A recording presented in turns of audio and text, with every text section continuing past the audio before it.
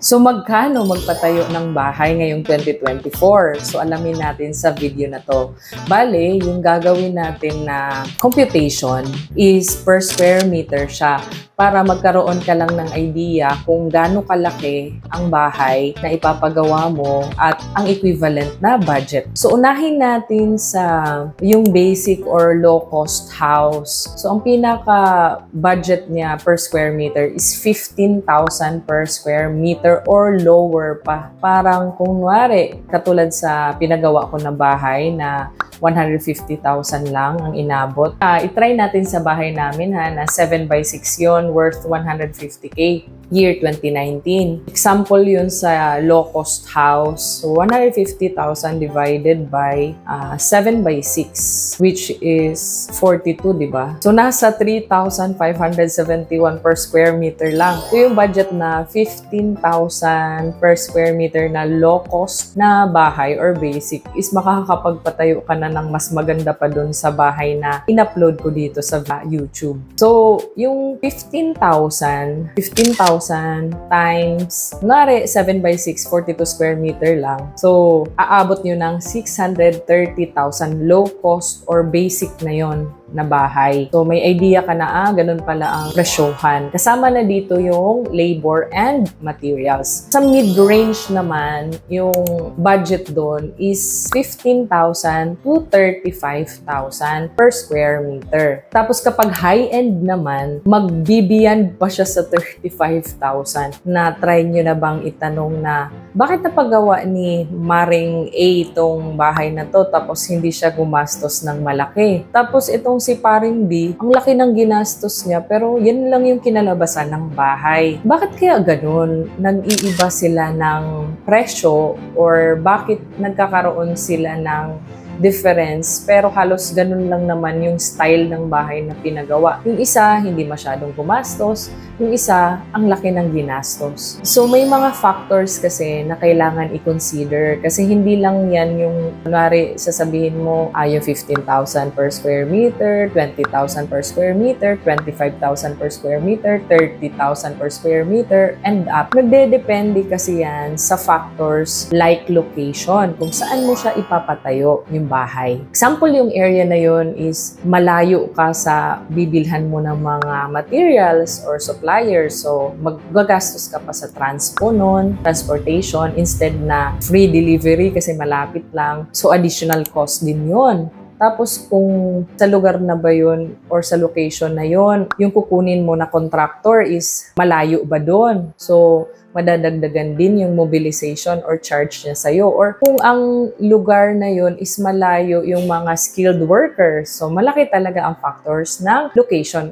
Or kung ang location mo ay malapit ka sa pagbibilhan mo ng mga materials, malapit ka sa mga maraming skilled workers, hindi ka mahirapang maghanap, so mas makakamura ka. So yun pa lang, di ba, sa locations, magkaiba na kahit same lang ng ipapagawang bahay. Pangalawang factor is design complexity. Kaya minsan, nasasabi mong etong isa, 20,000 per square meter lang, tapos bakit yung isang bahay na to, 35,000 per square meters? Kasi nga, yung design niya, yung choices niya sa kanyang mga architectural works, like mga materials na pwedeng gamitin niya, imported, mga ganon. Tapos yung attention to details, marami talagang detalye. In short, complex ba? Gumagamit siya ng design complexity. Gumagamit siya ng mga special features like kunwari, pag i-remote lang niya, mag-o-open, ganon. Isa din yun sa factor bakit mas mahal per square meter.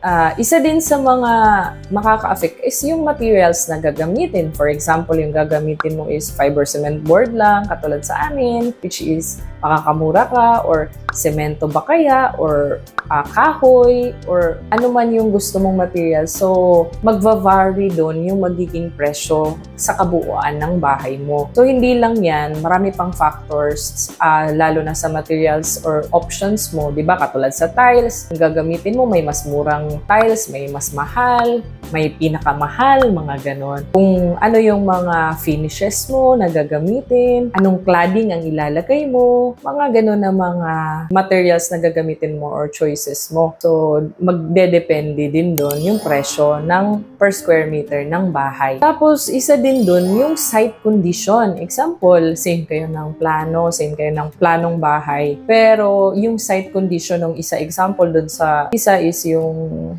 lupa doon is adobe. Tapos yung sa isa naman, reclaim, yung parang tinambakan lang, so possible na matubig. So yung design din dun ng kanyang foundation or sa kanyang footing, maaapektuhan din as a whole. Kasi ang designer or yung structural engineer, i-design niya yung mga ilalagay niyang footing or foundation depende sa type of soil ng pagtatayuan. So malaking factor din yun. Kaya as a whole, na-add or napapamura, yung iba hindi na kailangan gumastos or yung area niya is kailangan talaga tambakan, ganun. Kailangan siyang iangat yung elevation niya. So makaka-affect talaga yung site conditions sa presyo ng bahay per square meter. Another is yung sa economic natin, factor sa ekonomiya natin. May time na sobrang mahal talaga ng mga bilihin, mahal din yung presyo ng labor, mahal din yung mga materials kasi nagsitaasan, mahal yung gasolina, mahal ang transpo, ganyan. So tataas din yung mga presyo ng mga materials. So, isa din talaga yung economic factors. Kaya may mga date or mga buwan na kung saan mas maganda magpatayo ng bahay kasi mas mura yung mga bilihin or may mga time na sobrang mahal.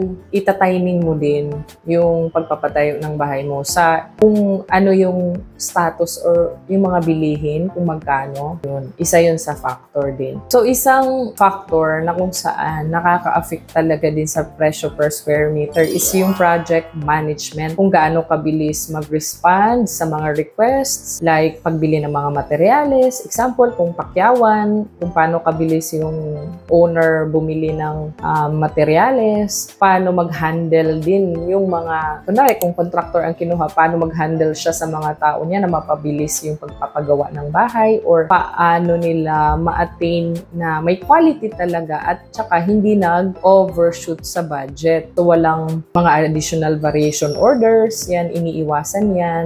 Malaking factor talaga ang project management para sa budget or magiging per square meter ng bahay.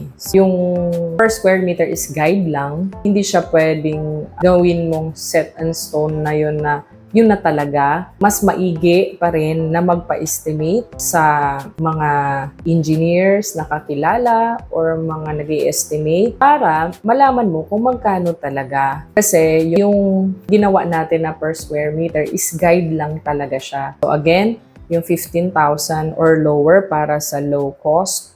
Tapos, 15,000 to 35,000 naman for mid-range and 35,000 up kapag mga high-end construction na yung ang gaganda na ginagawa na bahay. So, guide lang yun. Again, yung mga factors na mention ko sa inyo, yung sa mga nag-a-affect sa presyo, if consider nyo yun at mabantayan. Maaaring yung target nyo, for example, is gusto nyo nasa 25,000 per square meter. Pwede pa yung mas babaan pa na up to 19,000 or lower. So, nagbabago yun. At least may idea na kayo na hindi talaga nakaset lang na ganun yung presyo kasi nga may mga factors na nag-a-affect doon. So, sa next video ko, sa part 2 ng video na to, ay magsasample tayo ng isang bahay. Check natin kung pasok siya sa mid-range ba or sa low cost ba or dun sa high-end. So, isa-sample natin yung bahay na to sa part 2 ng video na to.